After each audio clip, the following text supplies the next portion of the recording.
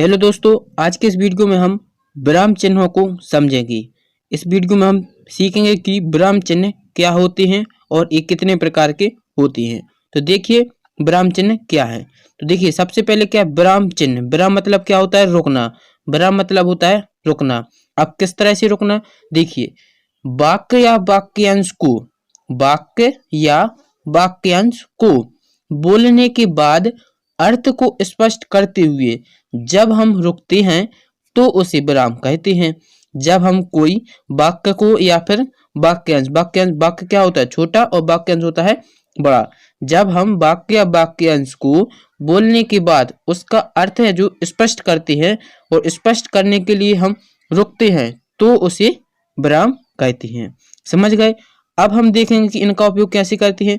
जहां हमें कम रुकना पड़ता है तो हम किस प्रकार के विराम चिन्ह का उपयोग करेंगे, जब हमें अधिक रुकना पड़ेगा तो हम किस प्रकार के विराम का उपयोग करेंगे, या फिर जब कोई हम प्रश्न पूछते हैं तो किस प्रकार के विराम चिन्ह का प्रयोग करते हैं। तो देखिए विराम चिन्ह है जो ये मुख्य रूप से 10 प्रकार के होते हैं। 10 प्रकार की होती कौन कौन से, उनको हम देख लेते हैं। देखिए 10 प्रकार से होती हैं। जैसे सबसे पहले नंबर लिखें अल्प विराम, दूसरे नंबर देखें तो अर्ध विराम, फिर होता है पूर्ण विराम होता है, एक संयोजक चिन्ह होता है, निर्देशक चिन्ह होते हैं, प्रश्नवाचक चिन्ह होते हैं, विस्मयादि बोधक चिन्ह होते हैं, उद्धरण चिन्ह होते हैं, कोष्ठक चिन्ह और विवरण चिन्ह। ये 10 प्रकार से विराम चिन्ह होते हैं। अब हम इनको एक एक करके समझते हैं कि इनका उपयोग कैसे करते हैं, इनका प्रयोग हम किस तरह से वाक्यों में करते हैं। तो देखिए सबसे पहले हम अल्प विराम का देखते हैं। अल्प विराम का प्रयोग किस तरीके से करते हैं और कब करते हैं। तो देखिए अल्प विराम, इसका सिंबल कैसा होता है देख लीजिए। अल्प विराम में इसका चिन्ह होता है इस तरीके से, इसका चिन्ह ये होता है अल्प विराम का। और इसका प्रयोग कब करेंगे? देखिए इसका प्रयोग बहुत कम समय के रुकने के लिए किया जाता है। जब हम वाक्य को पढ़ते हैं और हमें बिल्कुल कम समय के लिए रुकना होता है, वहां पर हम अल्प विराम का प्रयोग करते हैं। जैसे हम एक उदाहरण दें तो देखिए राधा, मोहिनी और नीना पढ़ती हैं। कौन कौन पढ़ रहा है? राधा, मोहिनी और नीना। तो देखिए यहाँ पर हमें राधा और मोहिनी के बीच थोड़ा रुकना पड़ रहा है, तो यहाँ पर हम अल्प विराम का प्रयोग करेंगे। जैसे वाक्य बनेगा क्या? राधा, मोहिनी और नीना पढ़ती हैं। इसी तरह से आप भी कई प्रकार से बना सकते हैं। जैसे हम बोले कि टेबल, दरवाजा, खिड़की सब बंद हैं। तो देखिए खिड़की है जो और दरवाजा, तो इनके बीच में क्या आ जाएगा?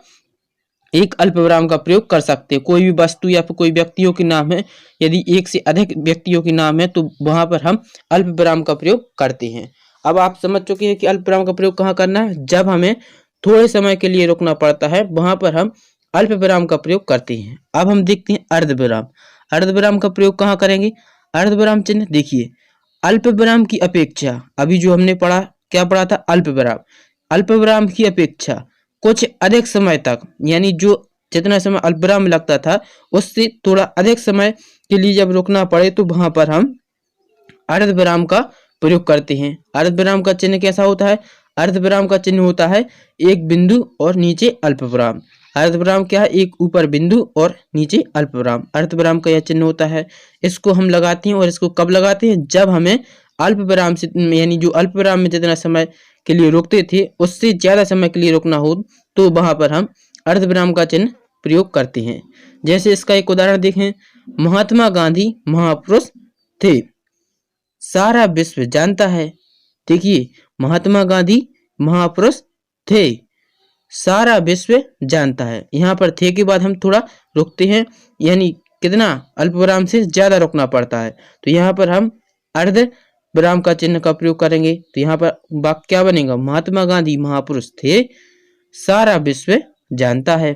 इस तरीके से अर्ध विराम का उपयोग समझ चुके होंगे। अब हम पूर्ण विराम को देख लेते हैं। पूर्ण विराम चिन्ह, इसका प्रयोग कहाँ पर करते हैं? देखिए वाक्य पूर्ण विराम चिन्ह, तो इसको देखिए कहाँ पर प्रयोग करेंगे।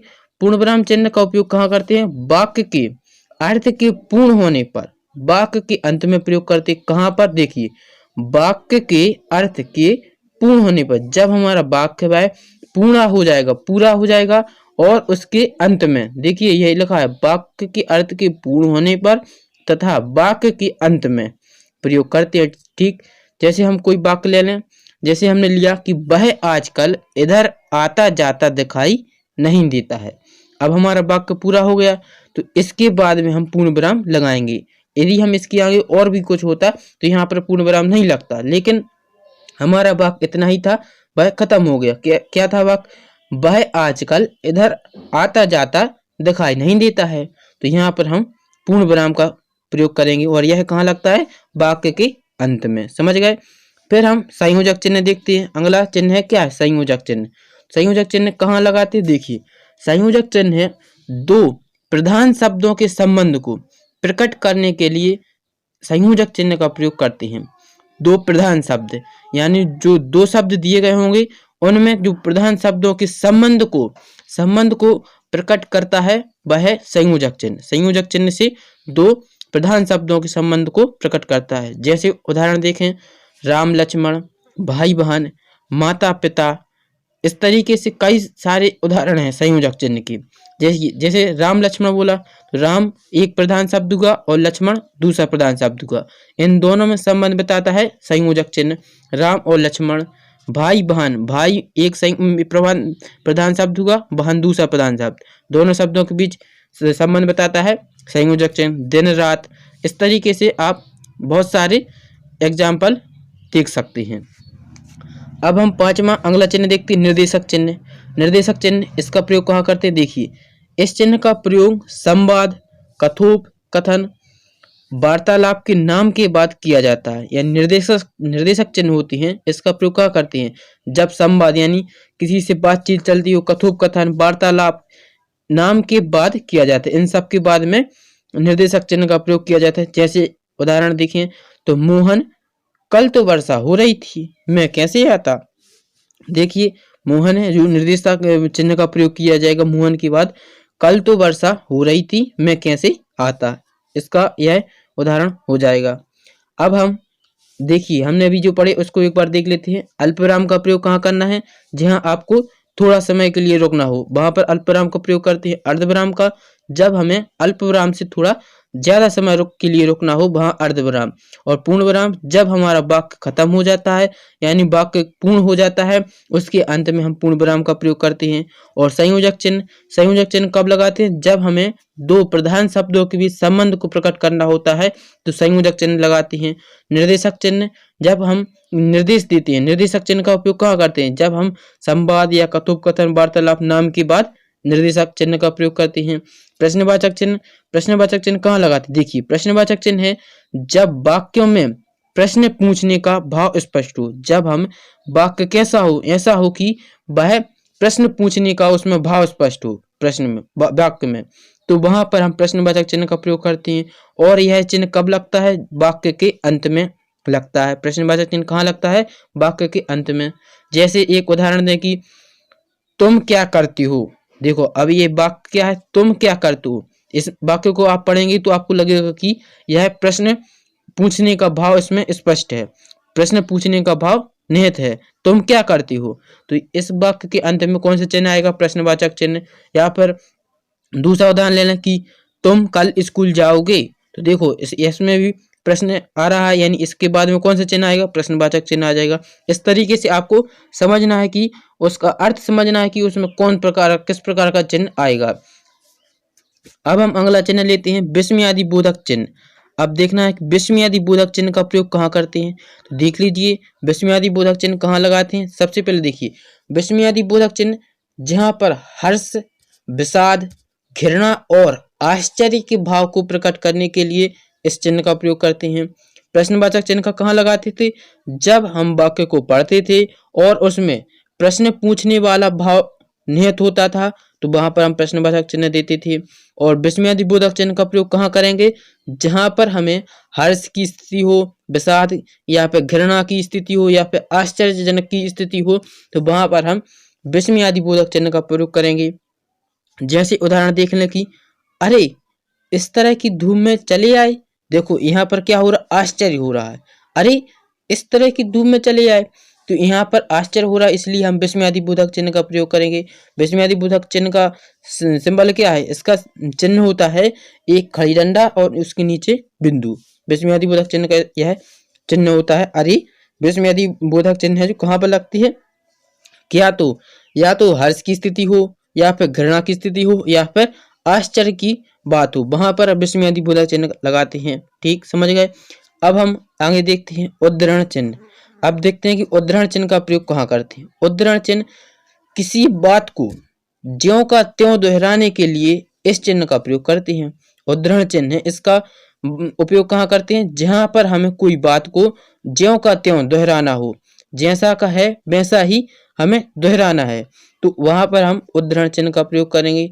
जैसे किसी बात, जैसे बुद्ध ने कहा, अब हमें बुद्ध की बात को दोहराना है, तो यहाँ पर हम उद्धरण चिन्ह में लिखेंगे। उद्धरण चिन्ह किस तरीके से होता है कि डबल इन्वर्टेड कामा होता है। इसे देखो, ऊपर 66 बनी होती हैं और फिर 99, यह उद्धरण चिन्ह है। इसको आप एक ट्रिक समझ लीजिए कि पहले नंबर 66 लिखना है, फिर 99। इसी तरीके से कुछ उद्धरण चिन्ह होता है।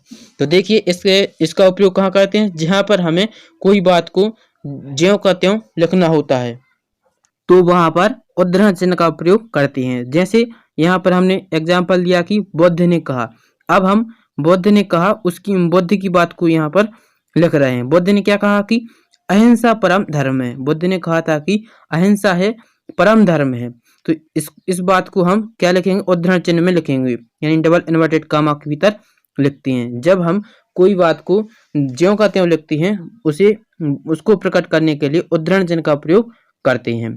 अब हम हमारा जो नौवां विराम चिन्ह है उसको देखते हैं। नौवां विराम चिन्ह क्या आता है, कोष्टक चिन्ह। कोष्टक चिन्ह, अब देखते हैं कि कोष्टक चिन्ह का प्रयोग कहाँ पर करते हैं। कोष्टक चिन्ह वाक्य में किसी विशिष्ट पद को स्पष्ट करने के लिए इस चिन्ह का प्रयोग करते हैं।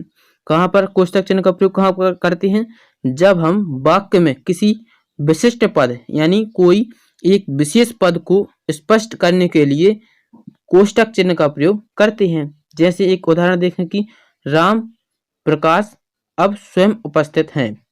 जैसे क्या है उदाहरण, मैं अब स्वयं उपस्थित हूँ। अब मैं मतलब मैं कौन, अब कोष्टक में हम लिख देंगे कि राम प्रकाश, कोष्टक में लिख दीजिए राम प्रकाश है, जो वह खुद के लिए मैं बोल रहा है, तो इसका उदाहरण हो जाएगा मैं अब स्वयं उपस्थित हूँ। वाक्य यह बन रहा था, तो हम कोष्टक में लिख देंगे राम प्रकाश। राम प्रकाश उसका नाम है, तो राम प्रकाश एक विशिष्ट पद हुआ। उस विशेष पद को स्पष्ट करने के लिए हम कोष्टक में लिखते हैं। तो इस समझ चुके हैं कि कोष्टक चिन्ह का प्रयोग कहाँ पर करते हैं, जहां पर हमें कोई विशेष पद को स्पष्ट करना होता है, वहां पर हम कोष्टक चिन्ह का प्रयोग करते हैं। अब हम लास्ट विराम चिन्ह देखते हैं। लास्ट में हमारा विराम चिन्ह कौन बचता है, विवरण चिन्ह। तो हम एक बार विवरण चिन्ह को भी देख लेते हैं। विवरण चिन्ह में क्या करना होता है, इसका प्रयोग कहाँ करेंगे, देखिए विवरण चिन्ह में किसी बात को आगे निर्दिष्ट करने के लिए इस चिन्ह का प्रयोग करते हैं। हम कोई बात को आगे निर्दिष्ट है यानी आगे और भी स्पष्ट करने के लिए विवरण चिन्ह का प्रयोग करते हैं। जैसे इसका उदाहरण देखें तो, जैसे आगे लिखे बिंदुओं को समझकर अपनी भाषा में लिखो। आगे लिखे बिंदुओं को समझकर अपनी भाषा में लिखो, यानी क्या है, ये आगे की ओर निर्दिष्ट कर रहा है, आगे की ओर हमें निर्देश दे रहा है, तो वहां पर हम विवरण चिन्ह का प्रयोग करते हैं। इसका सिंबल क्या होता है, देख लीजिए। विवरण चिन्ह का सिंबल एक आड़ा डंडा होता है, यानी ऋण टाइप का होता है, माइनस प्रकार का होता है विवरण चिन्ह। यह हमें क्या बताता है कि कोई बात को हमें आगे की ओर निर्दिष्ट करता है। तो समझ चुके कि विवरण चिन्ह का प्रयोग कहाँ करना है। जैसे कोई एग्जाम्पल आपको दिया था कि आगे लिखे बिंदुओं को समझकर अपनी भाषा में लिखो, तो लिखो इसके बाद क्या आएगा, विवरण चिन्ह आएगा। तो यहाँ पर हमने विवरण चिन्ह लगा दिया है। तो आपको इस वीडियो में हमने सारे विराम चिन्हों को बता दिया है कि किस प्रकार के विराम चिन्ह का उपयोग कहाँ पर करना है। तो आप इस वीडियो से समझ चुके होंगे कि किस तरीके विराम चिन्हों का उपयोग कहाँ पर करते हैं। यदि आपको यह वीडियो अच्छा लगा हो तो चैनल को एक बार लाइक कर दें और सब्सक्राइब जरूर करें और वीडियो को शेयर भी करें। धन्यवाद।